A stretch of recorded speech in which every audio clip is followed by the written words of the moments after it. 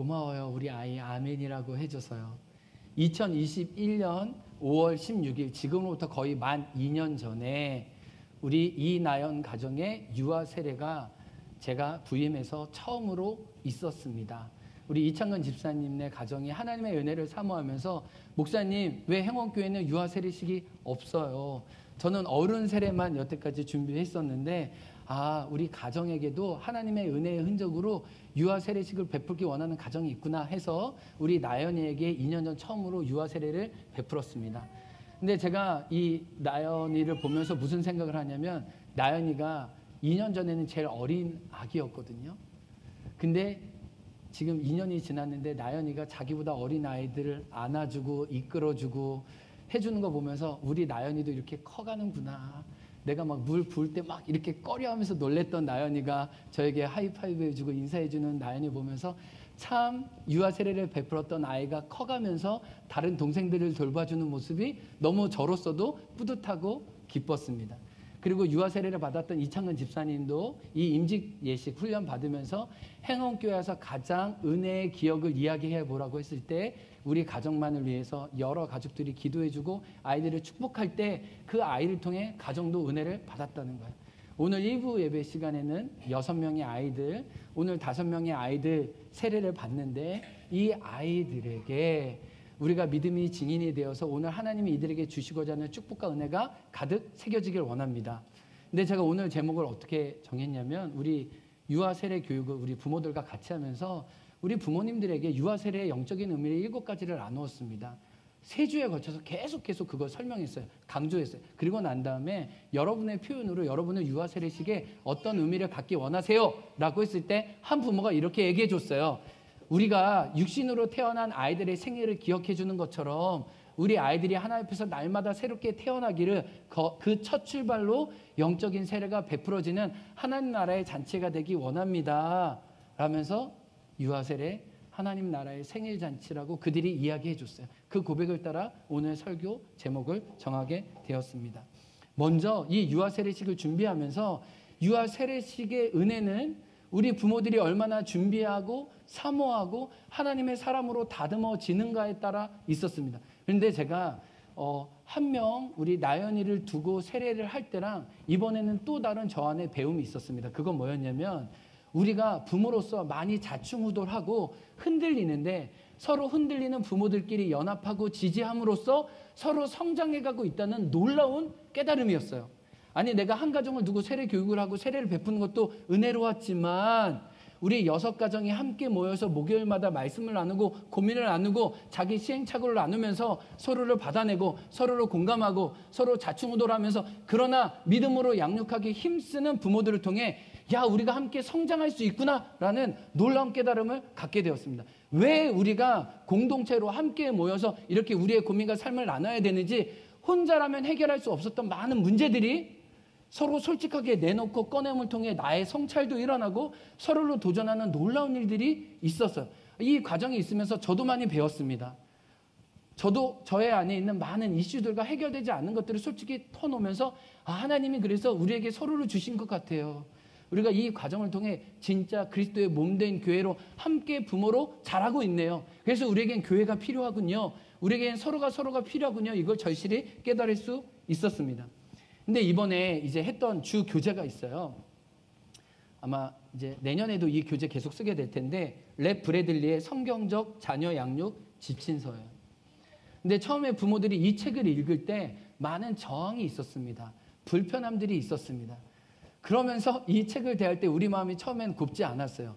그런데 그 이유가 뭔가 봤었을 때 이 책에서도 지적하는데 우리의 많은 양육의 방식이 하나님의 진리의 말씀에 기초하기보다 실은 우리가 들은 유튜브와 세상 지식과 우리 주변의 엄마 아빠들의 영향을 많이 받고 있어서 하나님의 교훈과 책망과 바르게 함과 의로 교육하기에 우리가 힘쓰기보다는 내가 생각했던 세상의 전문가와 인본주의적인 가치관에 뿌리 박은 것들로 우리가 많이 양육하는 우리의 경향이 얼마나 뿌리 깊은지를 보게 되면서 그 불편함들을 하나씩 걷어가고 주님이 에베소서 6장 4절에 말씀하신 것처럼 자녀를 노엽게 하지 않지만 또 주님의 교훈과 훈계로 자녀를 양육하는 그 훈련들을 하나님의 말씀 안에 우리가 도전을 받고 같이 시작했을 때 우리 삶에 놀라운 변화들이 있었다는 거예요. 그러면서 우리가 하나님의 말씀이 얼마나 충분한지, 하나님이 얼마나 우리 자녀를 잘 이해하고 계시고 하나님이 원하시는 원숙한 사람으로 세워가기에 충분한지 우리 자신을 하나님의 말씀 앞에 다시 드리는 시간이었어요. 여기 있는 여러분도 그러길 원합니다. 우리가 세상적으로 좋은 전문가와 또 귀 기울여야 될 건 많이 있지만 하나님의 말씀은 이미 우리의 자녀들을 하나님의 사람으로 키우기에 충분해요. 그래서 이런 말씀들을 가지고 실천하기 시작했을 때 그 변화를 여러분뿐만 아니라 여러분의 자녀가 구체적으로 누리게 된다는 거예요. 그런데 우리가 우리 자녀들을 이해할 때 좀 이 두 가지 시선이 필요합니다. 좀 이런 걸 여러분과 나누고 싶어요. 여러분 물론 다 컸고 여러분의 손주가 있을지 모르지만 여러분의 손주를 대할 때 우리 다음 세대들을 대할 때 이 두 가지 관점을 갖게 원해요. 성경적인 이해예요. 성경에서 우리 어린아이들을 이 두 가지 관점으로 얘기합니다. 첫 번째는 하나님의 아름다운 형상으로 지어진 토부가 있다는 거예요. 보시기에 좋았더라. 보시기에 아름다웠더라. 하나님의 토부로 지음받은 우리의 아이들입니다. 따라해 보겠습니다. 하나님의 토부를 가졌다. 보시기에 좋았더라. 이런 감탄할 만한 것이 우리 아이들 안에 있습니다. 우리 모세의 어머니 요게벳을 보면 요게벳은 모세를 죽여야만 했어요. 출산할 수 없었어요. 그를 버려야만 했어요. 그런데 성경에서 뭐라고 그러냐면 요게벳이 그 모세의 준수함을 보고 아이를 믿음으로 낳고 키우고 나일강가는 믿음으로 보냅니다. 근데 거기서 말하는 준수함은 얼굴이 잘생겼다는 얘기가 아니라 히브리어로 보면 토부예요. 하나님의 형상과 하나님의 아름다운 의미와 하나님의 가치가 그 아이 안에 있다는 거예요. 요게벳은 정말 환경은 너무 어두웠지만 이때 이 모세를 낳게 하신 하나님의 섭리를 고백하면서 하나님의 톱으로 그를 믿음으로 하나님께 올려드린 거예요. 그래서 모세가 모세의 자리에 설 수 있었던 건 부모가 먼저 그 모세 안에 있는 하나님의 아름다운 형상과 하나님의 존재의 가치를 토부를 발견해주고 고백해 주었던 거예요. 예수님도 아이들을 볼 때마다 그랬어요. 예수님 당시에 사람들은 예수님을 멸시하고 경멸했죠. 하찮은 존재로 여겼죠. 근데 예수님은 그 아이를 높여주셨어요. 천국이 이런 아이들의 것이다. 너희가 이런 어린아이 같지 않으면 내게로 오지 못할 것이다. 예수님도 어떻게 하셨습니까? 예수님도 어린아이 때부터 키가 자라고 지혜가 자라고 따라합니다. 하나님과 사람 앞에 사랑스러워 가시더라. 우리 자녀들 안에 하나님의 토부 사랑이 묻어 있다는 거예요. 우리는 이 아이들의 토부를 발견하고 확인하고 기뻐해주고 우리는 축하해주는 게 저와 여러분의 사명이고 우리가 존재하는 이유입니다. 이런 토부가 있는가 하면 또 우리 아이들 안에는 한편으로는 죄성과 죄인으로서 부패한 마음이 있다는 것을 성경은 동시에 보여주고 있어요.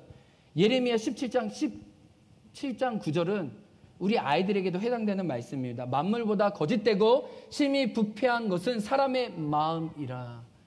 우리 자녀들 안에도 부패한 죄성이 있고 하나님이 설정해 주신 범위를 넘어서 자기의 것으로 가져오려고 하는 하나님의 것을 찬탈하려고 하는 그런 어떻게 보면 반역의 깊은 뿌리 깊은 교만이 우리 안에 있습니다. 마치 아담과 하와가 모든 것을 다 누렸지만 하나님이 이것만은 안 된다는 그거를 얻으려고 했던 것처럼 우리 아이들도 은혜로 모든 것을 다 받았지만 끊임없이 자기에게 허락되지 않는 것을 자기에게 가져오려고 하는 재성이 있어요. 제가 이 말씀을 보면서 나는 이 재성을 어떻게 키워왔나 어릴 때부터 제 자신을 봤었어요. 근데 제가 너무 생각나는 한 가지 사건이 있었어요. 초등학교 1학년 때였는데 이제 부모님이 목사님이니까 제가 혼자 유치부 아이들을 좀 많이 보는 경우도 있었어요. 그러면 부모님들이 과자를 그 당시에 이렇게 사줬습니다. 근데 여러분도 그렇겠지만 이 과자는 과자 먹는 거 목적뿐만 아니라 과자에 장난감이 들어있었어요. 뭐 레미콘도 있었고 막 트럭도 있었고 아이들이 좋아하는 이게 뭐 주먹만한 주먹이 아니죠. 이 엄지 손가락만한 이게 있었는데 제가 어린 나이에 이걸 너무 가지고 싶은 거예요. 그런데 어른들이 봤을 때는 어른들이 이거를 또 질서 있게 나눠주고 장난감 가지고 싸우지 못하게 하니까 이제 부모님들 다 예배 드리고 난 다음에 작은 공간에서 내가 아이들을 다 모아가지고 내가 오늘 너희들을 지켜주고 봐줄 거야 라고 하면서 과자를 까는 순간 재빨리 그 제가 좋아하는 장난감을 제 주머니에 딱 넣었습니다. 그 다음에 애들을 과자 먹게 하고 난 다음에 제가 너무 뻔뻔하게 연기를 했어. 얘들아 어떡해? 자동차가 없어졌다. 오늘은 자동차 가지고 못 놀 것 같아. 우리는 그냥 우리끼리 그냥 짝짝꿍 하면서 놀면 안 될까라고 했는데 그때 찔렀던 저의 양심이 수년이 지났지만 여전히 저에게 남아있어요. 무려 거의 40년 전의 일인데 그 일을 저는 너무 너무나도 선명하게 하고 있어요. 내가 그 장난감 하나에 눈이 멀어서 그거 하나 더 가지려고 동생들에게 거짓말 치면서 연기하면서 아무것도 아닌 것처럼 이것을 집에서 가지고 놀면서 내 거다 했던, 정말 이런 악이 이 아이에게도 있나. 이거 말고 초등학교 5학년 때 할머니가 저에게 용돈을 주셨어요. 1,000원씩 이렇게 이뻐서 저에게 주시면은, 저는 할머니가 저에게 돈을 잘 주는 걸 알았기 때문에 할머니가 저의 유일한 공급처였어요. 그런데 제가 할머니에게, 할머니 저 좀 더 주세요, 할머니 용돈 받으면 제가 좀 더 좋아요, 이렇게 말해도 될 걸 제 안에 욕심이 생겼습니다. 탐심이 들어왔습니다. 내가 초등학교 1학년 때 연기를 했던 것처럼 좀 연기를 해야겠다 싶어가지고 할머니가 1,000원을 줬을 때 그거를 제가 주머니나 어떤 다른 거에다 넣으면은 그거를 밝혀질까봐, 제가, 여러분도 신발에 밑창이 있죠? 제가 밑창을 열어가지고 할머니가 준 1,000원을 거기다 잘 넣고 밑창을 닫고 제가 막 굳은 발로 할머니에게 가서 연기를 해야죠. 이제 연기를 어떻게 하면, 할머니 나 어떡해요, 하마가 주신 1,000원을 잊어버려서 아버님 용돈을 주셨는데 제가 용돈을 잃어서 제가 막 서럽게 울면서 할머니께 돈을 달라고 말은 안 했어요. 그냥 울면서 할머니 이랬더니 할머니가 이제 1,000원을 받아낸 거죠. 그때 받아내면서도 물론 저희 할머니 하나님 품에 계시지만 너무 미안하고 죄송해요. 할머니에게 거짓말해서, 할머니의 사랑을 이용해서, 할머니의 선함을 나의 욕심으로 그 선함을 채워온 것 같아서, 마치 하나님이 주신 좋은 것으로, 하나님이 주신 건강으로 우리는 죄를 짓는 것처럼, 하나님 너무 마음 아파하시는, 하나님의 너무 선한 의도를 내가 일부러 내 욕심으로 왜곡하려고 하는 나의 마음이 지나고 나니까 너무 죄송하더라고요. 근데 여러분, 이게 저만의 문제라는 거냐요? 아니죠. 우리들 아이들 안에는 하나님의 아름다운 토부가 있을지라도 한편으로는 부패하고 자기에게 허락되지 않은 것들을 가져오려고 하는 깊은 아담의 죄의 본성이, DNA가 우리 안에 가르쳐 주지도 않았지만 있다는 것을 알게 됩니다. 그렇기 때문에 우리는 우리 자녀를 주의 교훈과 훈계로 바로 양육하는 것이 절대적으로 필요해요. 그래서 잠언에 보면 어린아이는 그 미련한 것을 토하고 다시 먹는 것처럼, 부모가 그 미련함과 어리석음에 바른 징계와 훈계를 대하지 않으면 그 아이는 사망 가운데 나아갈 거라고 얘기합니다. 주님도 우리의 어린아이 같은 미숙함을 아시고 주께서 우리를 징계하시되 사랑하는 아들마다 채찍질 하신다고 히브리서에 명확하게 말씀하시는 것은, 이런 우리의 죄의 본성, 어린아이의 미숙함을 하나님은 알기 때문이에요. 그러면서 특별히 저는 좀 구체적인 이야기를 여러분과 나누고 싶었습니다. 이번에 우리 부모들이 유아세례 교육을 받으면서 우리 자녀 안에 있는 하나님의 토부가 무엇인지 우리 각자 부모들이 이 캘리그래피에 넣었어요.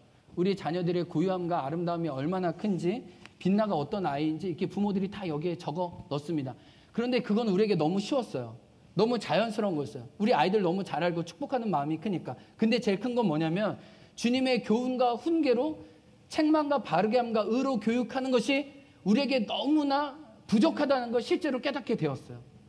성경에서 말하는 아이들의 미련함과 어리석음은 우리가 끄집어낼 수 있는 바른 영적인 권위를 가지고, 부모로서 자녀가 우리에게 순종할 수 있도록 그런 영적인 권위를 가지고 바른 책임을 지고 우리가 살아가고 있느냐는, 저로부터도 우리가 정말 너무 준비가 안 됐다라고 하면서 이 책을 읽으면서 서로 말씀 속에 도전을 받아서 그것을 씨름하기 시작했습니다. 그러면서 한 3가지 정도를 여러분과 나누고 싶어요.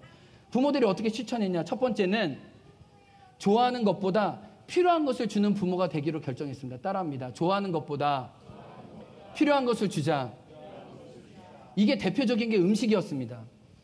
많은 부모들이 이 음식의 문제를 고민했어요. 저녁에 밥을 차려주면 아이들이 안 먹는다는 거예요. 아들이 원하지 않는다는 거예요. 그래서 아이들이 원하는 것을 주기 위해서 피자를 주기도 하고 치킨을 주기도 하고 아이들이 원하는 떡볶이를 계속 주기도 하는데, 이렇게 되니까 자꾸 안 좋은 것을 아이들이 계속 먹기 시작하고, 다른 것을 제공하고 영양가 있는 것을 주어도 그것을 더 이상 먹지 않고 불평하는 아이들의 모습을 보게 되었어요. 그래서 매번마다 우리에게 고민이 되었습니다. 아침마다 집을 이제 학교에 가면서, 엄마 오늘 저녁 뭐 먹을 거야? 엄마 내가 좋아하는 거 알지? 그거 해줘야지. 그걸 안 해주면 아이들이 쉬하기 시작하고 먹지 않는 것을 보면서 우리는 갈등하기 시작했습니다. 우리 안에 고민이 있기 시작했죠. 그럼 아이들이 원하는 걸 줘야 되는가?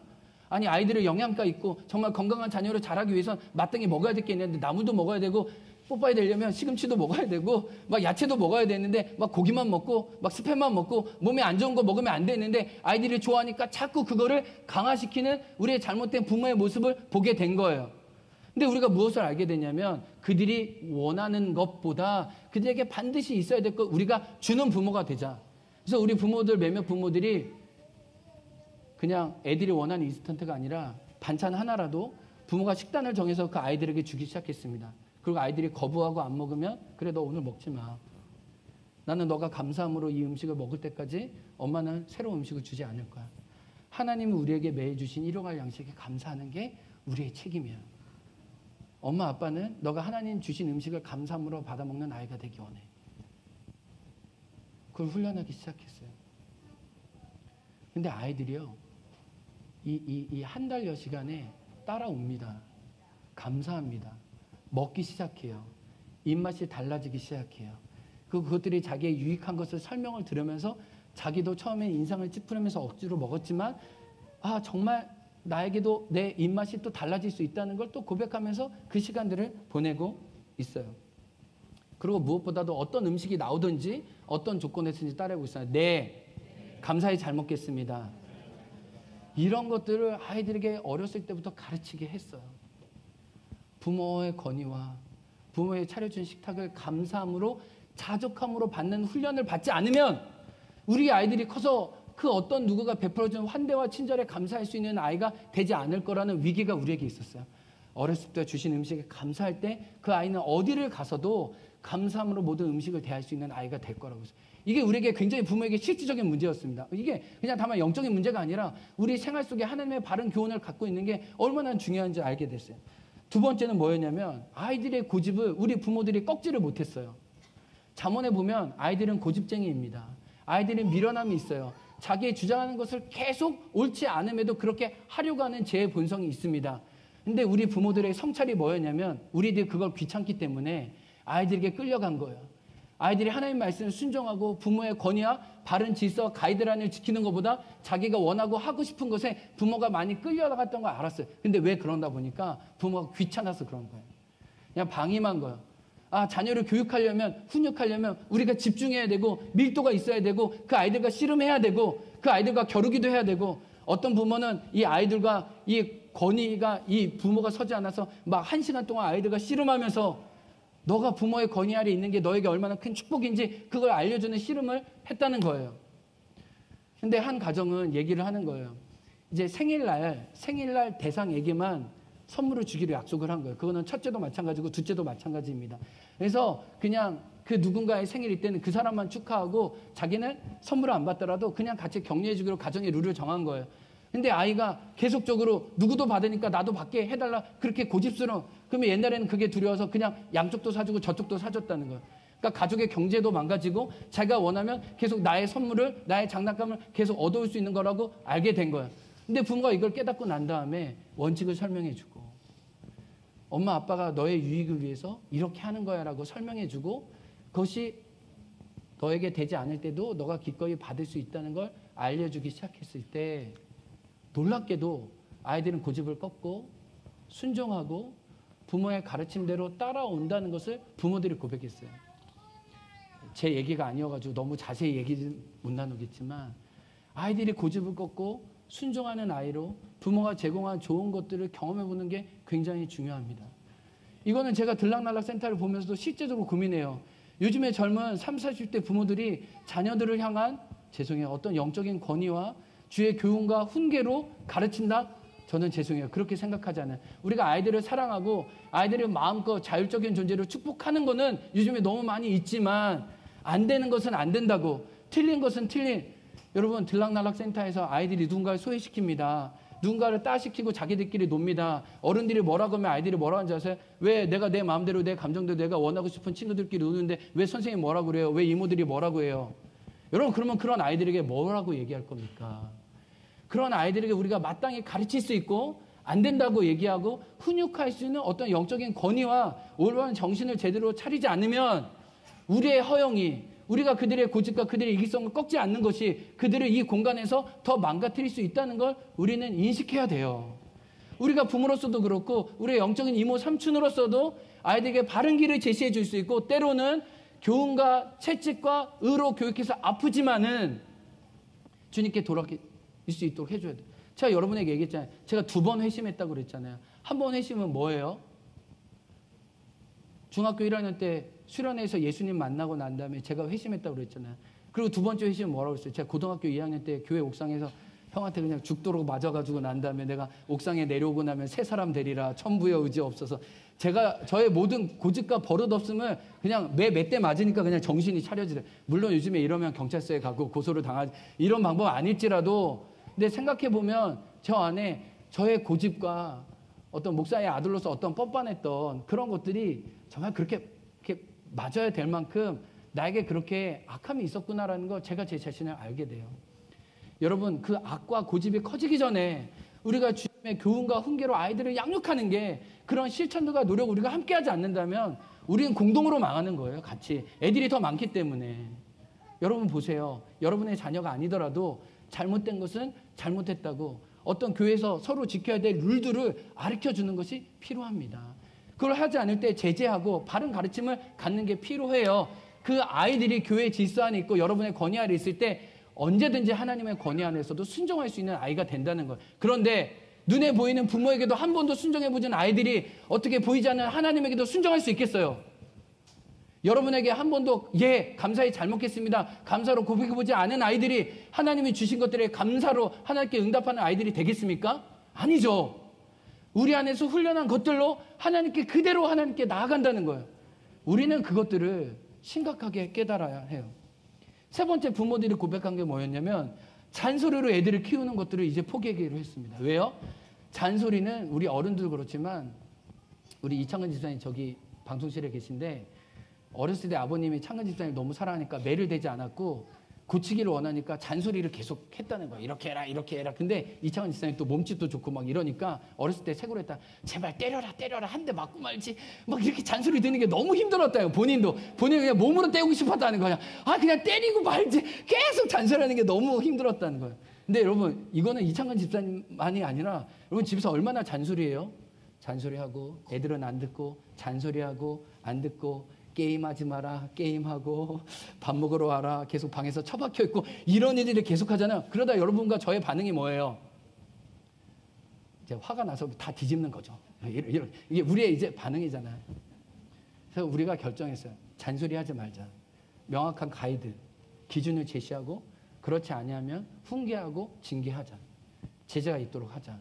그랬더니요, 부모도 쉬워지고 아이도 쉬워지고 부모와 관계가 상하지 않고 더 회복되는 것을 보게 되었어요. 아이들이 놀랍게도 행동이 고쳐지고 우리 부모가 제시하는 가이드에 따라 아이들이 성숙해지는 것을 우리가 이 과정 가운데 배웠어요. 저도 이런 과정들을 우리 부모들과 나누면서 저도 유아 세례자로서 저의 부족함을 깨닫게 되고, 우리가 이런 서로 나눔을 통해 정말 그리스도의 부모로서 장성한 분량까지 함께 이르게 됨을 정말 알게 되었어요. 여러분 기억하세요. 우리 자녀들 안에 토부도 있지만, 하나님의 아름다운 형상도 있지만, 그에 깊은 부패한 마음이 있다는 것. 그래서 주님의 바르게 함과 책망으로 가르쳐야 될 필요가 우리 안에 이 영적 권위를 가져야 된다는 것을 우리는 알게 됩니다. 그러면서 마지막 이제 유아 세례의 한 가지 의미를 좀 나누고 싶었어요. 주보 안에 보면 유아 세례식의 7가지 의미를 제가 설명해 놨습니다. 부모들에게 계속 이걸 반복해 놨어요. 그런데 단 한 가지만 뽑으라면 유아 세례식의 의미는 무엇이냐? 우리 부모가 받은 언약의 말씀, 하나님의 축복의 말씀, 우리 자녀를 향한 계획의 말씀을 이 유아 세례식을 통해 우리 자녀들에게 놀랍도록 새기는 거예요. 그래서 어떤 엄마는 피부로 경험하는 예배라고 이 유아 세례식을 표현하더라고요. 물이 그들에게 부어지면서 성령의 기름 부으심과 하나님의 약속이 그들에게 온 삶으로 새겨질 수 있도록, 그리고 언젠가 그들도 그들의 삶의 자리에서 돌이켜봤을 때 부모가 해준 축복, 부모가 해준 사랑의 기도가 놀라운 이정표가 되어서 그 말씀을 가지고 하나님 앞에 단독자로 설 수 있게끔. 그래서 오늘 아이들에게 이 유아 세례 징서를 줄 때 부모들이 기도하면서 받은 하나님의 약속을 새겼어요. 10년 후, 20년 후 이 말씀이 세례 요한에게 빈들의 하나님 말씀이 행할 것처럼 우리 자녀들에게 임하는 그날이 올 것을 믿습니다. 이렇게 하나님의 말씀으로 주님의 교훈과 훈계로 양육하면서 함께 그리스도의 장성한 분량에까지 이를 수 있는 저와 여러분들에게 주의 이름으로 축복합니다. 그렇다면 이제 유아 세례식에 앞서서 어떤 아이들이 유아 세례식을 받는지, 가정에 어떤 감사가 있는지 우리 한번 이제 영상으로 보려고 합니다. 우리 영상으로 11명의 아이들 함께